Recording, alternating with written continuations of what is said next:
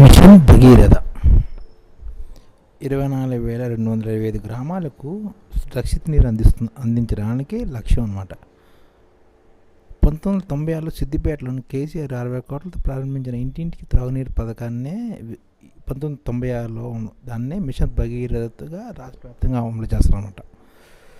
రాష్ట్ర ప్రభుత్వం నీటిలో కోసం నిర్మించిన 19 జలాశయాల నుంచి హై కెపాసిటీ మోటార్లు, భారీ పైప్లైన్ ద్వారా జలాశయాల దగ్గర ఉన్న 50 వాటర్ ట్రీట్మెంట్ ప్లాంట్లు పంపు చేసి రోజుకు 3,349 మిలియన్ లీటర్ల శుద్ధి చేసిన నీటిని మిషన్ భగీరథ పథకం పేరుతో నల్లాల ద్వారా లక్షలాది ఇళ్లకు సరఫరా చేస్తున్నమాట.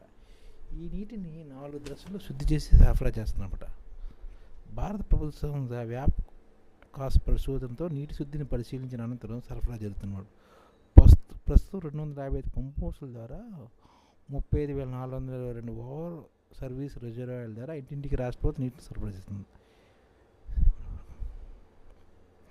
మిషన్ భగీరథ ఇంటింటికి త్రాగునీరు అందించేందుకు ఇప్పటి వరకు 1,69,705 కిలోమీటర్ల పైప్ లైన్లు, 66 పట్టణ స్థానిక సంస్థలు, 24,225 గ్రామీణ ప్రాంతాలకు తాగునీరు అందిస్తున్నారు.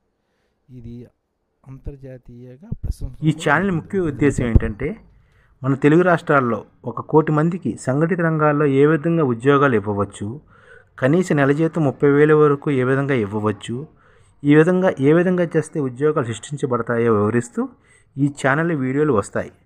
అలాంటి వీడియోలు మీకు కావాలంటే మన ఐడిఎఫ్ భాస్కర్ ఛానల్ని సబ్స్క్రైబ్ చేసుకోండి. ఐడిఎఫ్ అంటే ఇండియన్ డెవలప్మెంట్ ఫోర్స్. ఈ వీడియోలు చూసిన తర్వాత మీకు నచ్చితే లైక్ చేయండి, మీ ఫ్యామిలీ మెంబర్స్కి షేర్ చేయండి, మరియు మీ ఫ్రెండ్స్కి షేర్ చేయండి. Thank you. నమస్కారం.